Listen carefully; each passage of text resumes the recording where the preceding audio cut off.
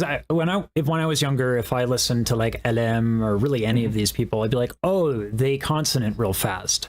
So I'd be like the next door neighbor who's like a kid drummer, and I'm like, use a metronome, but I say it under my breath because I'm not an a-hole. And he's like 5. But one of the things I wanted to really instill in people, the precision and the exactness is extremely important. There's a culture in beatboxing about sound banking, which is cool and really why we're here.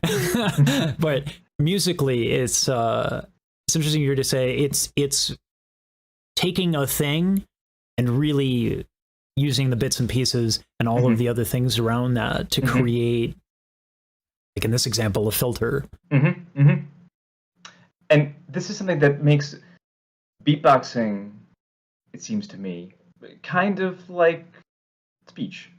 That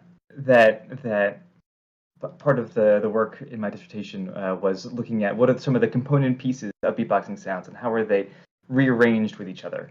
My dissertation actually does a not so good job of really conveying all that information. But when you look at all the different things a beatboxer does, the mouth, like you can move it into all these configurations, but there's really only so much it can do. And you just recombine those pieces, especially when you're doing all these consonant-y things. You've got to make these tight constrictions in the vocal tract, and you time them differently, and you put different pieces, different constrictions together, and you end up with all the sounds of beatboxing.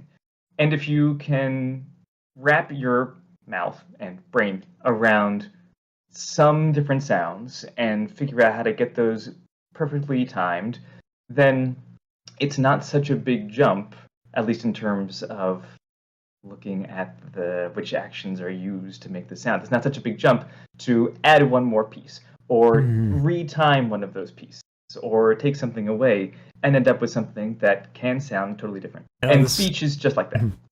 That's been my experience. I'm a one-trick pony when it comes to beatboxing.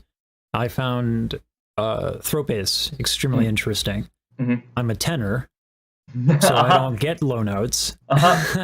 So when I saw that, I thought it was really cool. And I was into dubstep 10 years after people were into dubstep. So, but I thought the throat bass was really cool. Yeah. And you can do different things with that that people have different names for, which kind of gets a little convoluted very quickly because